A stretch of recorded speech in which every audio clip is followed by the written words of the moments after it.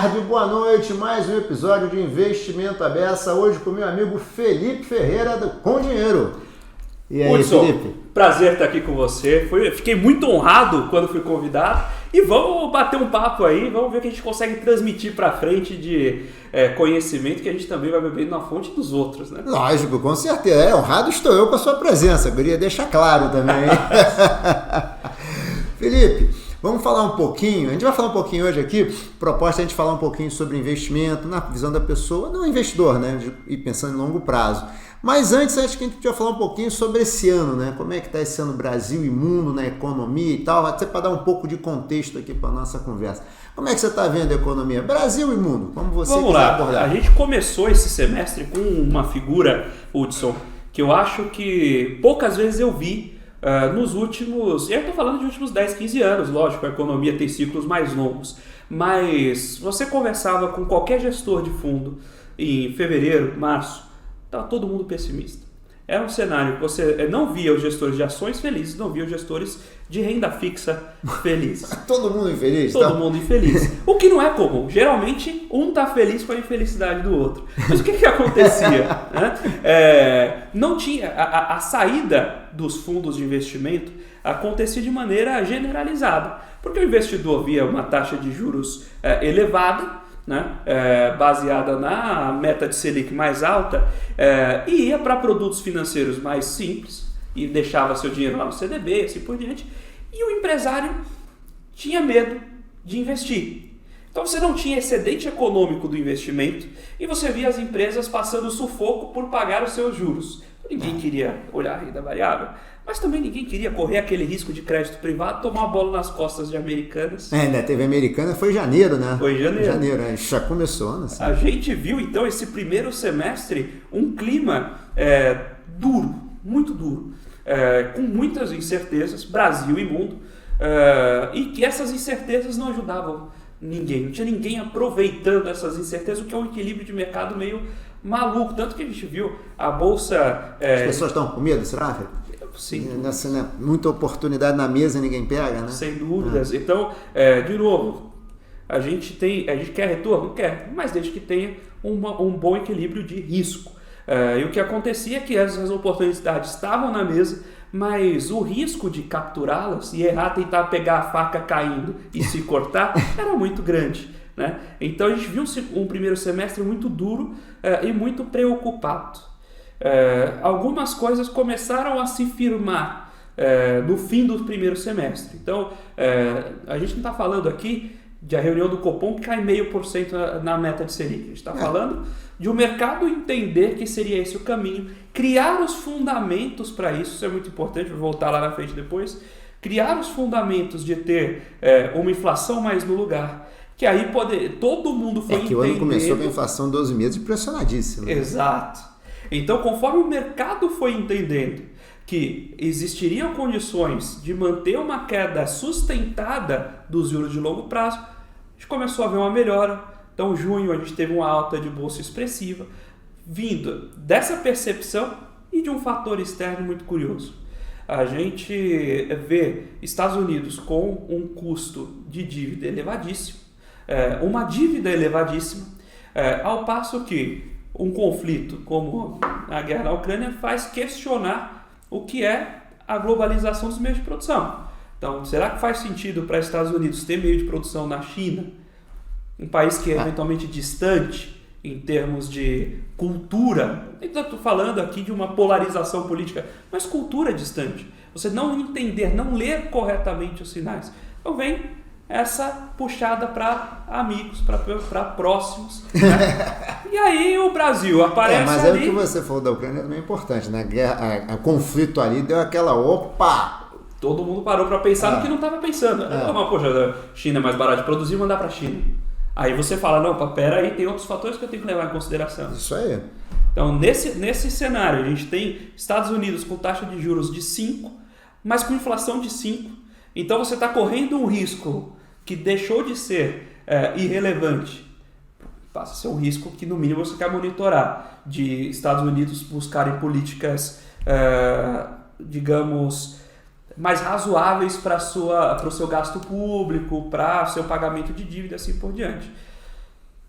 nesse cenário eles ainda pagam R$0. Aí você tem o Brasil com inflação de 3, juros de 13. Opa! Tudo, não é que eu vou pegar que o nosso espectador aqui não se confunda, não é que eu vou pegar o que eu invisto em Estados Unidos e vou mandar para o Brasil, mas você começa a olhar. Foi o fluxo de bolsa que a gente viu em junho e julho, subiu a bolsa subiu bem o patamar de bolsa, e agora a gente entra de novo nesse compasso de espera de ver se as melhorias que a gente precificou se confirmam. Foram se confirmando. Você acha que a gente vai entrar agora naquele negócio do pessoal ficar agora mais, opa, agora eu tô olhando. Pois é, você acha que a gente está criando uma cultura do mercado que é meio curioso, né? Você olha, a bolsa teve um ciclo longo na casa dos 100 a 105 e agora fica num ciclo longo entre 115 e 120. Ao invés de ter aquela volatilidade que a gente está acostumado aqui, todo mundo otimista, aí tá todo mundo pessimista, aí tá todo mundo... A gente tá virando uma cultura aqui de investimento. O pessoal fala, quer saber? Tem CDI. Pior das hipóteses, caiu o dinheiro, não sei onde investir, deixa lá no CDI, deixa na conta remunerada. E você é muito bem remunerado por esperar. E a gente está criando uma cultura generalizada de esperar. E aí a gente fica com esses compassos de espera. Mas pelo que você falou, faz todo sentido, né? Pensando em taxa de juros aí barato, 9% ao ano, nossa, tá bom. A gente tá falando... Pessoal, ao ano real, né? Falando real. Real, exato. A gente tá falando de 3% de inflação, bateu 13% de DI acumulado nos últimos 12 meses. Aí você olha pra frente, não, mas pra frente, não sei o que, pode ser assim. Vamos pensar o seguinte... O Brasil, tradicionalmente indisciplinado, não segura a meta de inflação. Então, não vamos falar de 4, vamos falar de 5. Tudo bem. Curva de juros média longa, o que a gente está vendo? 9, 10, aí beliscar 11, aí volta.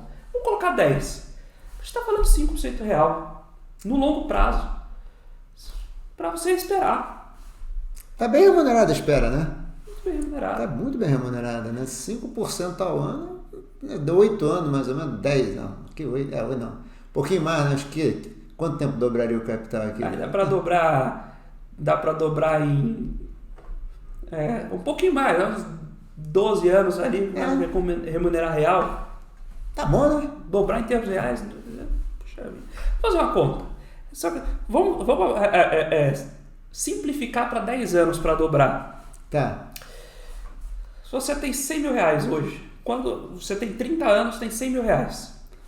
E você dobra a cada 10 anos. Espera se aposentar com 70. Dá as expectativas de vida hoje. Não adianta você falar, mas eu quero me aposentar com 50. Isso não é realidade hoje em dia. Esquece. Me aposentar com 70.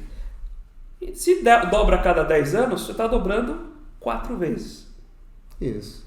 Você está dobrando 4 vezes, a gente está falando de, 2 a 4 é 16, não é isso? Tô bem ainda de conta? Então você está falando, seus 100 mil reais de hoje iriam para 1.600.000.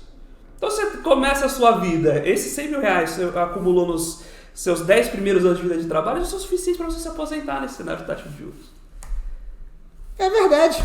Isso supondo que não vai ter aporte ainda, né? Sem aporte. Juntou 100 mil reais e vai para a praia. Você precisa se preocupar e se sustentar. Sua aposentadoria está lá. Isso é quase maluco de se pensar. É verdade. Não, é verdade. Sem aporte. É verdade. Sem aporte nenhum. Então, é um patamar de taxa de juros muito confortável para o rentista. E aí gera outro problema. E por que eu vou para a bolsa então? Por que alguém iria para a bolsa então? Vamos olhar que a gente força um viés de seleção delicado. Por quê? Se eu tenho 5% real de juros risk-free, mas risk-free não é assim que calcula, eu tenho que pegar Treasury americano mais CDS, tá bom. Treasury americano real é 0 hoje, mais CDS de 200 pontos, 240 pontos, 2,5. Alguém vai investir em Brasil a 2,5? Não, porque você pode simplesmente deixar em DI a 5. Então não adianta.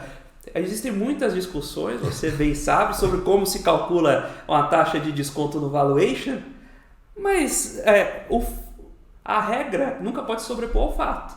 Se você tem um investimento que você vê que é livre de risco, você percebe como livre de risco a 5%, você não vai investir a 2,5%.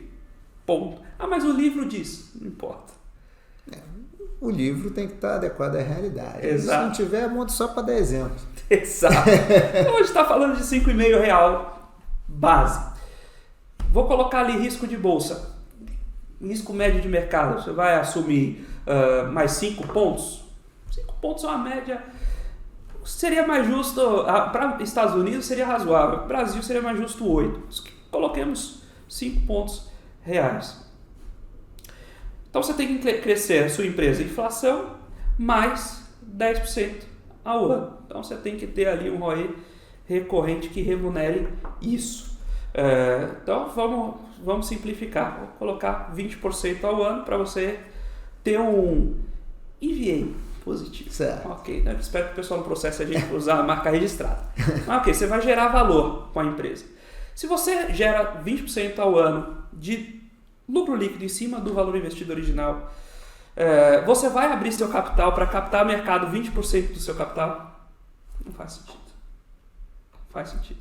Então, se a empresa consegue chegar a um patamar de gerar um ROI de 20%, 30% ao ano, eventualmente ela não vai para a bolsa. E a gente vê grandes conglomerados brasileiros que tinham um histórico corporativo positivo não indo para a bolsa. Porque nessas condições, o próprio crescimento nutre suas oportunidades de investimento. Se você consegue crescer 30%, 40% ao ano e você gera de ROI 30%, 40% ao ano, você está em equilíbrio. Você não precisa ir para a bolsa puxar capital externo. Então, bem notado, Felipe. A gente muito acaba bem notado. Um viés muito negativo de seleção. Em que você chama para a bolsa as empresas que têm planos mirabolantes e não têm capacidade de geração de caixa. Você chama algumas histórias, de repente, estão mais interessadas em captar do que em repartir, né? Exato. Esse é o ponto, né? Esse boom de liquidez que a gente viu no mercado americano, que gerou o WeWork, gerou Airbnb e assim por diante, aqui no Brasil gerou os IPOs de 21, né? Em que boa parte deles tiveram retornos negativos. Eu não estou falando de retorno negativo de 10%. A gente está falando de retorno negativo de 80%. Nossa. A gente está falando de empresas que foram para a bolsa com passivo a descoberto, PL virado. Nunca tinha. Imagina, você vai comprar o IPO de uma empresa que corroeu todo o seu patrimônio ao longo da vida pré-IPO. Mas isso não apareceu. Outra história, mas isso não apareceu nos documentos da oferta? Estava tudo lá. Agora, quantas páginas tem um prospecto de IPO? Se for pouca, 400, né? Se for pequenininho, 400. Se for pequenininho, 400. Uma boa média, 800, 900 páginas. Isso aí. Hudson, quantos investidores brasileiros que vão para a bolsa sabem a diferença de um IPO com emissão primária ou secundária?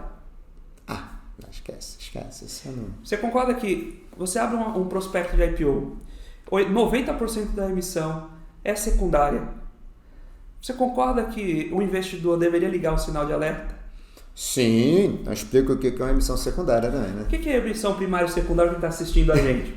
Emissão primária, o dinheiro vai entrar para a companhia.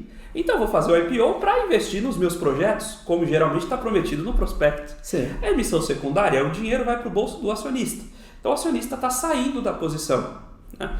E o que muito aconteceu naquela época é que tinha emissões que eram ou essencialmente secundárias ou boa parte delas eram secundárias. Ou seja, era o acionista vendendo uma parcela da sua participação para o mercado. Ou seja, o acionista indo embora e deixando, fica você aqui no meu lugar, né? Exatamente. É isso. O termo simples, a gente já explicou aqui há alguns poucos minutos, mas se você não sabe, a informação está lá no prospecto, mas isso é quase alfabetização. Se você não sabe ler a mistura das letrinhas, aquilo não te diz nada. Verdade. Mas tem um monte de informação ali. E muitos investidores, pessoa física, que entraram naqueles IPOs de 21, perderam essas informações. Não leram o prospecto, ou quando leram, não entenderam o que isso significava. Isso é verdade. Muito negativo. Verdade, é pura verdade, é pura verdade. Ou seja, a gente acaba tendo, Felipe, um ambiente um pouco adverso para a bolsa em todos os sentidos, né?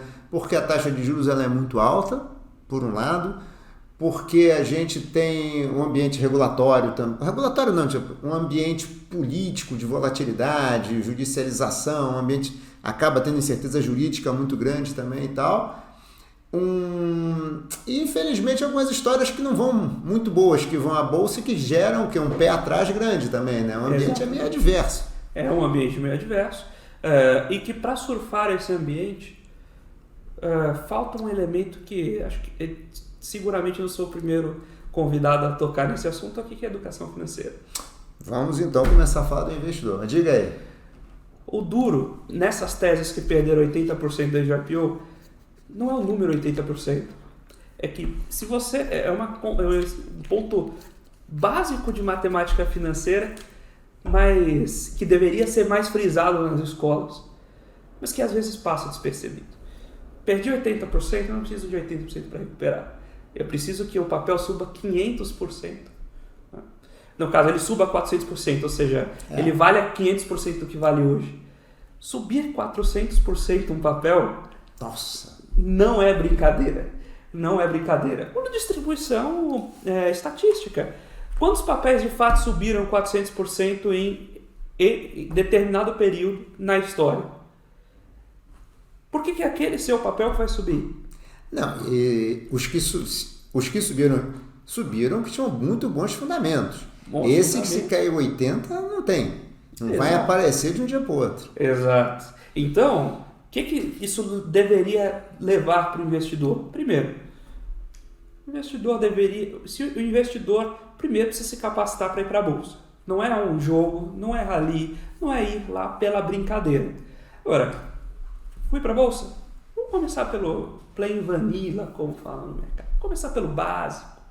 Que seria o básico? Falei. Vamos olhar as empresas que já estão há muito tempo na bolsa, que você demonstrou seus resultados por muito tempo. Vamos pensar, pessoal, quando eu vou lançar o IPO, eu preciso demonstrar quantos balanços auditados?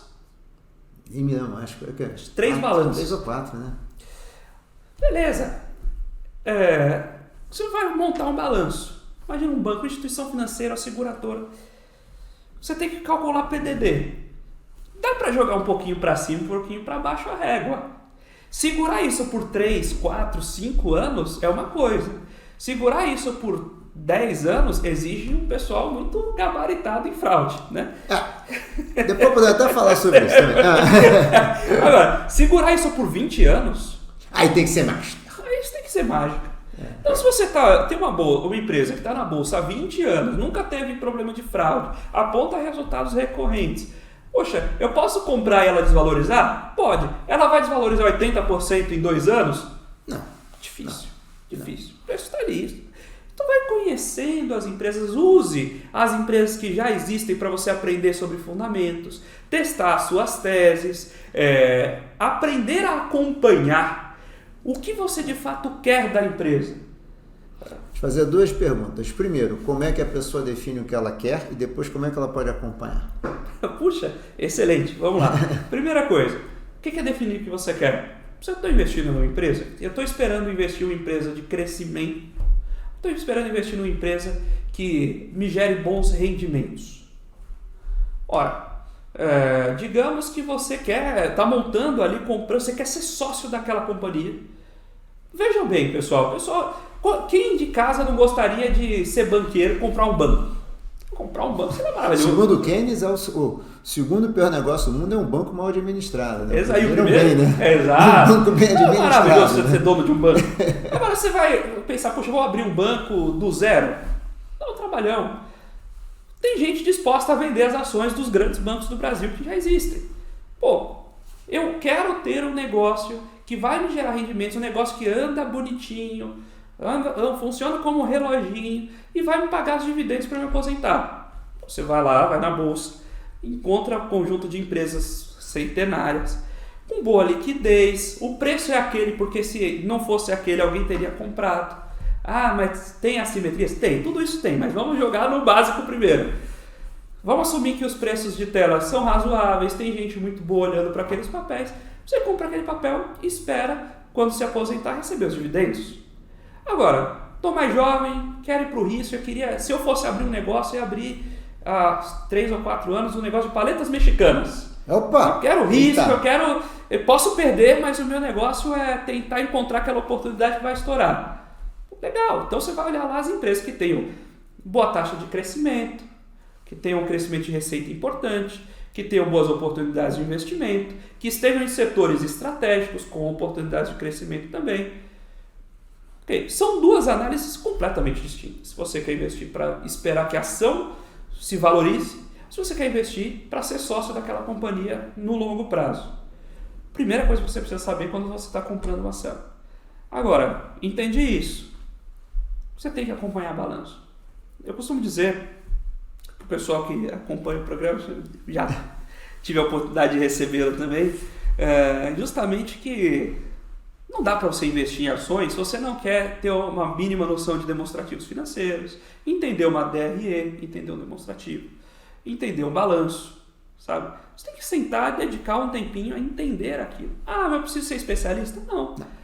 Se você é um médico e quer investir em ações, naturalmente você pode contratar alguém para te apoiar, para te ajudar nas decisões. Assim como se você está doente, você vai ao médico. Agora, se você está doente, vai ao médico. Poxa, estou com dor de cabeça. E eles te recomendam fazer uma cirurgia no braço? Você precisa estar pronto para perceber que aquilo não faz sentido. Eu sempre digo isso também, não precisa ser especialista, mas a gente tem noção das coisas, né? Você falou, exemplo, do médico é isso, não precisa ser médico para ter noção das coisas, né? Basta estudar um pouquinho, ler um pouco, às vezes. Então, primeira coisa, sabe o que você quer? Eu quero ter uma empresa para minha aposentadoria. Aí chega alguém com uma proposta de uma empresa, por exemplo, que está criando, sei lá, está no mercado de investidores pessoa física e se projeta a crescer 200% ao ano pelos próximos 10 anos. Tudo bem. Antes, você nem precisa avaliar e ter os capabilities de avaliar se aquela tese faz sentido ou não. Primeiro, teste de consistência. Crescer 200% ao ano vai bater aonde? Faz sentido ou não? Segundo, deixa eu olhar para dentro. Eu quero investir numa empresa que se propõe a crescer 200% ao ano e para isso vai queimar caixa?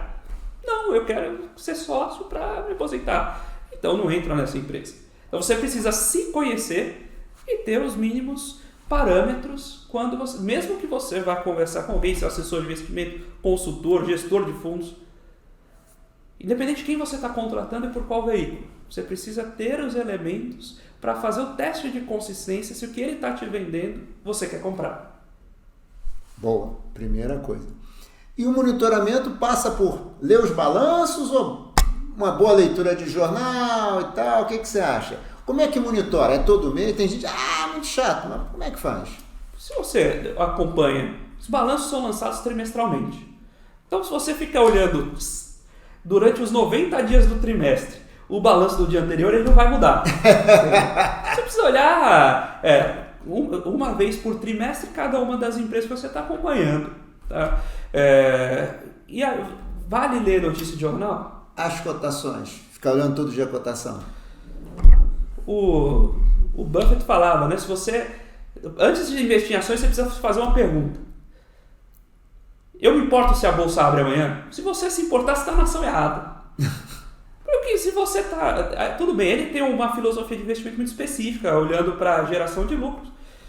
Quando você tem alguns bilhões, isso é mais fácil. Mas, ficar olhando todos os dias a cotação, no máximo, eu não vou falar, não, ignore isso. Pode vir algum sinal que você não estava esperando. Então, você se posicionou em um determinado varejo, o mercado mudou e todo mundo começou a sair e você está lá esperando o próximo balanço, próximo balanço. Pode ser que você perca a oportunidade de parar e olhar, opa, será que não tem alguma coisa diferente aqui? Talvez dê para pensar, tentando fazer uma frase, se você olha que tem um movimento razoavelmente consistente, né, por um lado ou por outro, vamos supor, lado ruim, tá caindo e tal, tá caindo muita gente vendendo, aquilo tá consistente, talvez seja um sinal para você olhar, né? Exato. Não é que tá caindo, vou vender, não. Tá caindo, deixa eu olhar. Mudou alguma coisa?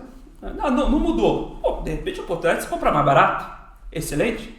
Agora, tá caindo, aí você olha e fala, puxa, mas entrou um concorrente aqui que eu não estava precificando bem. Volta lá pro seu modelo, dá uma olhada. Volta lá com o seu consultor, com o seu assessor. Ou algum evento, né? Um evento, pode ser um evento ligado a clima, qualquer coisa, né? Você que o cara teve um acidente lá e tal. Olhar notícia e cotação é bom para te lembrar que, para você não esquecer ali os seus papéis, dar uma revisitada, ver se a tese continua a mesma.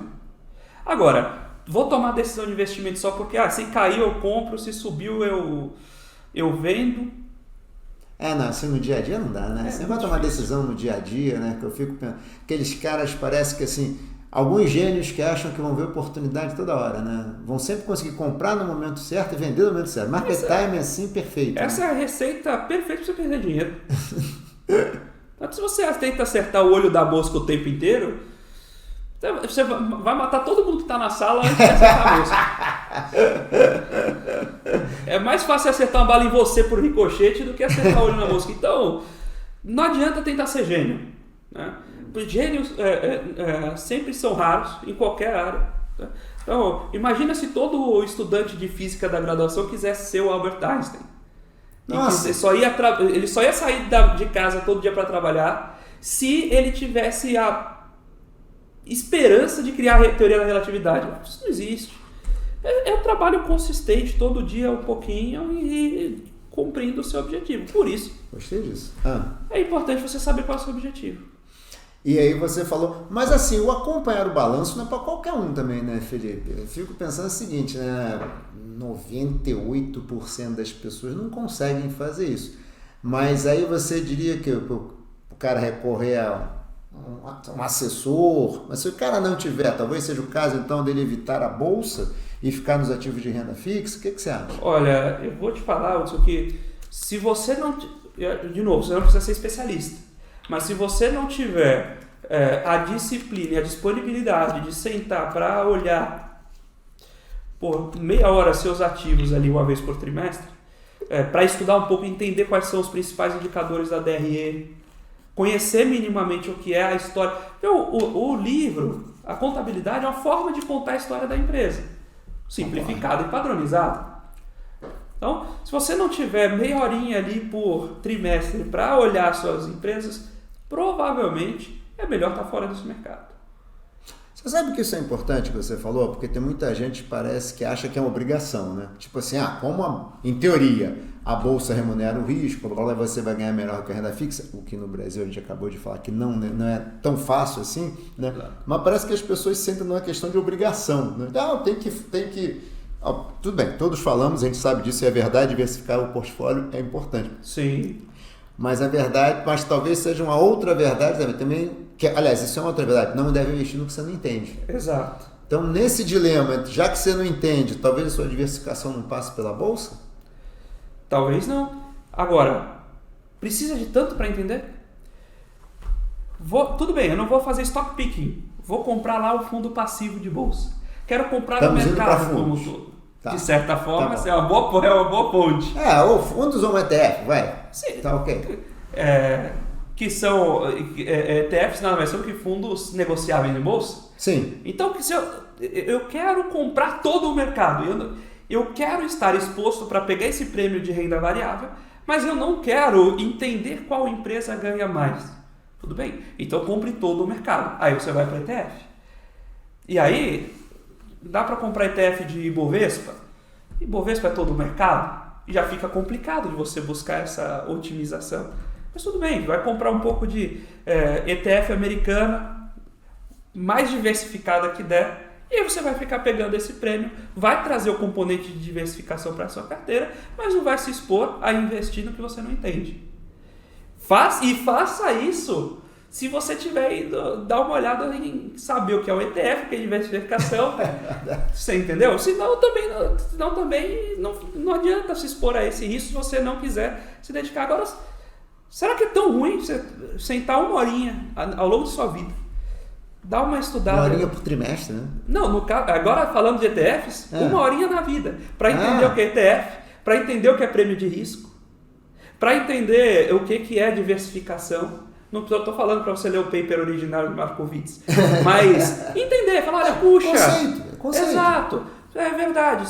quando os juros caem, se renda fixa pré-fixada sobe, e que dirá ações que são perpétuas. Então é bom estar posicionado aqui para quando os juros caírem não ficar tão perdido. Legal, dá uma olhadinha nisso. Uma vez na vida, para entender, falar, olha, legal, então faz sentido investir em bolsa, mas eu não quero selecionar ação. Ok, aí você vai. Se nem isso você fez, não vá pelo nome. Não vai.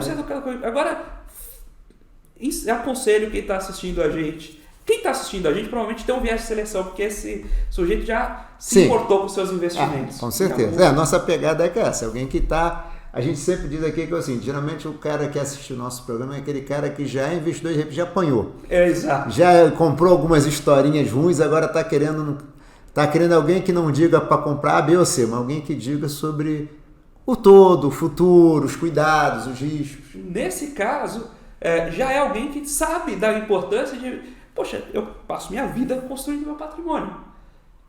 Vale guardar um tempinho para entender o que eu estou fazendo com ele. Para entender como ele vai valer mais no futuro e não menos. Como eu vou andar para frente e não para trás. Então, vamos sentar e estudar. Meia horinha. Primeiro, entendi o que é diversificação? Por que é bom estar em renda variável? Ok, montei um pacote. Agora, vamos entender grandes linhas do demonstrativo financeiro. O que é lucro? O que é receita? Qual que é a diferença de lucro e receita? O que está aqui no meio? O que é margem líquida, margem bruta? O que é EBITDA? O que é EBIT? O que é lucro gerencial? O que é lucro líquido? Então a empresa gera muita margem bruta, mas gera pouca margem líquida. Tem muita despesa no meio. Será que é despesa financeira? Será que é despesa administrativa? Se é despesa financeira, ela está sensível aos juros. Mas não é despesa financeira, é administrativa. Ela está se esforçando em melhorar? Bacana, pode ter oportunidade. Ela só está piorando? De repente ela vai perder espaço para os competidores. Vamos começar a entender a história que o balanço conta. Não é nada demais, não estou falando para ninguém aqui virar o Damodaran, escrever um livro para concorrer com ele, mas aprender a ler, aquela questão da alfabetização, aprender a ler a história que o balanço conta, entendeu? Poxa, aí agora você consegue escolhendo suas empresas, sabendo o que você quer, e aí você consegue navegar nesse mercado. Falando de fundos, isso funciona inclusive para investidor de fundos. Eu dou cursos, eu sou professor, como você sabe, e aí muitas vezes a gente dá cursos para segmentos de mercado que estão no mercado financeiro, mas você pergunta, todo mundo aqui sabe o que é um fundo de investimento? Metade da turma já mais avessa ao risco fala, não sei, né? Aí a outra metade da turma vai convicta, não sei. O que é? É um investimento. Não é. Fundo de investimento é um condomínio. O seu dinheiro está indo para os ativos que estão lá dentro. Então, verdade. Escolher um bom gestor... diversificação natural, né? Escolher um bom gestor é um pedaço da história? Sem dúvidas. Retornos passados não são garantias de retorno futuro, mas prejuízo passado é um péssimo sinal. Então, você tem um gestor que consistentemente vai mal, já tira ele, ok. Mas dentre os que vão bem, olha a carteira do fundo. Vê onde ele está investindo. Você olha e você fala, puxa vida, eu tenho gostei pra caramba desse fundo. Eu não investiria de jeito nenhum em varejo. Mas esse fundo tem 30% alocado em Magazine Luiza e eu vou comprar? Não! É uma coisa errada. Você tem que entender onde você está investindo. E para entender onde você está investindo no fundo, você tem que olhar a carteira. Também acho. Eu acho que essa questão do investidor, eu costumo dizer a mesma coisa que você, que assim, ninguém precisa ser um expert. Não precisa ser. Mas você tem que entender. Você tem que fazer um esforço. É mais ou menos o seguinte, você vai fazer, geralmente acontece, tá? Com as pessoas. Você tem que fazer um tratamento ou uma cirurgia. Qualquer coisa que seja uma coisa um pouco mais pesada, vai. O que você faz normalmente? Algumas pessoas são neuróticas. Na internet, começam a ler tudo, depois ficam mais desesperadas. Mas o natural é que você busque informação. Eu quero saber o que eu tenho, como é que é a medicação, quais são os efeitos colaterais, quais são os riscos, não sei o quê. E você vai para uma reunião com o seu médico, um bate-papo com o seu médico, o cara vai falar, você vai ter noção do que ele está falando. Né? Então, entre aquele cara que de repente vai ficar neurótico, tentar ler tudo com 24 horas e vai achar que vai morrer no dia seguinte, né? E o cara que não quer saber de nada e chega lá, faz o que você quiser, tem um meio de caminho, que é onde você consegue ter noção. O mínimo para poder ter uma conversa boa. Eu sempre falo, até com o seu assessor de investimento, porque muitas vezes a pessoa, mas eu tenho um assessor. Tá bom, mas a decisão é compartilhada, a decisão é sua, na verdade, ele te assessora, né? Aliás, outro dia teve uma de eu falei, o cara é assessora então, o assessor assessora, entendeu? Ou seja, você tem, a decisão é sua. E cabe a você, e eu acho que é bom para o assessor também isso é uma coisa que eu sempre falo para os assessores, ajude o seu investidor a entender, porque quanto melhor a entender, mais ele vai participar da conversa e mais se tornar dono da decisão. Aí você tem um mínimo, que é bom até para você, né? Acho que é legal a pessoa ter uma noção também, não ficar simplesmente perdido no mundo. Acho que é bom para a pessoa também, né? Sem dúvidas. E o assessor também às vezes tem a história de, poxa, o assessor assessora. Primeiro, então, se você contrata um gestor de fundo, aí de fato o gestor vai escolher as alocações. Sim. Mas mesmo assim você precisa ter escolhido bem o gestor antes. E aí tem que pesquisar também, como você já falou. Exato. E para o assessor de investimento, isso é uma dica fundamental. Às vezes você pode estar, meu cliente não quer entender. Não, mas vá tentando pingar isso na vida dele. Isso fideliza. Porque quando ele... gostei disso, eu sempre falo isso. Quando ele for se ele bater no seu concorrente e o concorrente não fizer esse trabalho com ele não vai mudar. Então faça esse esforço, traga o cliente, faça que ele entenda o que ele está fazendo. Ele vai ser grato para você quando ele vê o resultado disso lá na frente. Isso mitiga problemas. O assessor às vezes fala, não, compra aqui renda variável. Não, mas não compra aqui, porque todo mundo está comprando, aí a bolsa está subindo, o cara está feliz. Quando caiu, ele não sabia que tinha comprado aquela renda variável. Pior, renda fixa. Compra aqui NTNB longa, é muito bom, tal, beleza. Taxa de juros explode, NTNB, renda fixa, título público, perde 30% do valor. Aí você não explicou para ele como funciona esse jogo. Ele comprou renda fixa, você só falou para ele comprar renda fixa. Para ele, na cabeça, é renda fixa. Né? Exato. Então, poxa, explica. Você vai diminuir sua dor de cabeça no futuro e você vai fidelizar o seu cliente. Isso é fundamental. Não, é fundamental. Eu concordo plenamente contigo. E me diga uma coisa, Felipe. Nesse ambiente que a gente está hoje aqui, você acha o quê? Que numa diversificação as pessoas deveriam ter um pedaço, assim, tentando colocar aqui, renda fixa curta, longa e tal. Você acha que tudo vale a pena, assim? Desde que o cara entenda, uma boa diversificação, ou você acha, se o cara for muito avesso, é melhor evitar mesmo? Não tenta. Você vai sofrer muito, não tenta. Diversificar menos, mas não sofra. O que você acha? Eu acho que diversificação é o último, como diria Markowitz, o último almoço grátis. Né? E tem um motivo de ser o almoço grátis, que é justamente o fato de você ter um fator gerador daquele almoço grátis, que as pessoas são de fato avessas ao risco. E os componentes de risco não andam na mesma direção. Dá para ter a demonstração matemática desse almoço grátis. A gente pode passar depois pro público. Pode me mandar que eu boto lá no final. Mas o que é legal? De fato existe um almoço grátis aí. Mas ainda que exista esse almoço grátis, vamos pensar em utilidade. Porque o dinheiro, tudo que a gente está falando de retorno, é uma simplificação da curva de utilidade. Pensando em utilidade do investidor. Esse almoço grátis vale o seu sono? Se você está investindo, se você é de fato absolutamente avesso ao risco, você não aguenta ficar carregando o título, ver que ele perdeu 30%, você não sabe seu dia, você tem uma dificuldade de enxergar o seu futuro, você tem uma dificuldade de falar, poxa, quando eu posso precisar desse dinheiro?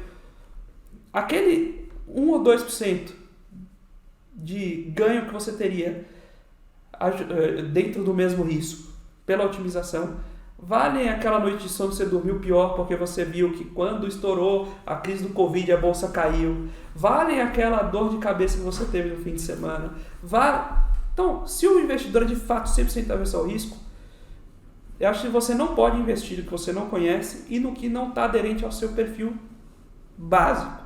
Eu não aguento ver nada de volatilidade. Eu não aguento olhar para o meu extrato e ver que eu perdi R$1. Exato. Esse tipo de coisa, estou pintando um cenário absurdo, não absurdo, mas limítrofe. Mas existem pessoas assim, que dói. Eu sei. Então isso é machucar sua utilidade. Minha mulher é meio assim, eu sempre falo, prefiro não ganhar, mas não quero perder. Exato.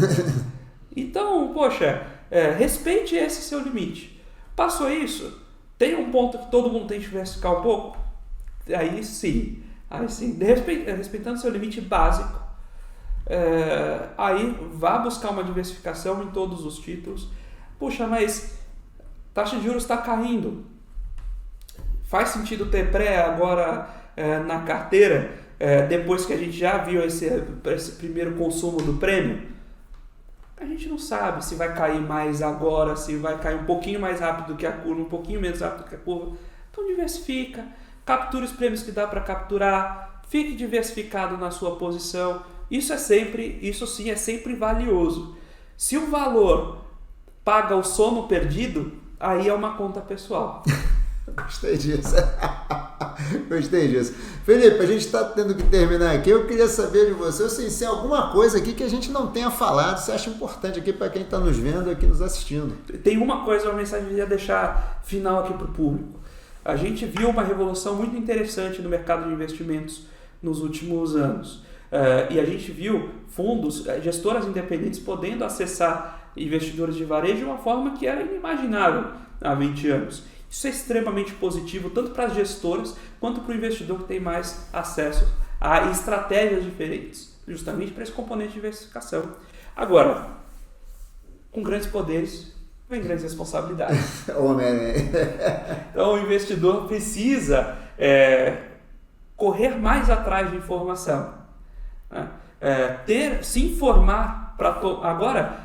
Decisões que vocês não precisavam tomar antigamente. Poupança é tudo igual em todo lugar. Agora você precisa tomar. Se você tem mais informações, se você tem mais decisões a tomar, você precisa de mais informações, né? E hoje o investidor já cumpriu um pedaço dessa etapa de ter acesso a esses produtos, mas muitas vezes não está capacitado a escolher dentre aquelas alternativas. Então o investidor brasileiro precisa se capacitar. E se capacitar é buscar informações, é buscar dados. E é isso que eu queria deixar de mensagem final aí para todos. Não, e falar, educação financeira não quer dizer que você tem que fazer um curso. Educação financeira quer dizer que você tem que se educar, pode ser sozinho. Exato. Você pode ler jornal, você pode comprar um livro, você pode assistir vídeo no YouTube, você pode fazer um monte de coisa sem precisar pagar curso nenhum, inclusive. Exatamente. Né? Pode se educar sozinho. Felipe, super obrigado. Adorei a conversa. A conversa foi ótima. Vamos marcar mais vezes, hein? Por favor, quando quiser, tô por aí. Tá certo. Gente, mais um episódio hoje com o Felipe Ferreira, hein? Um grande abraço para todos. Um prazer falar contigo, Felipe. Prazer. Muito obrigado, pessoal. Obrigado, gente.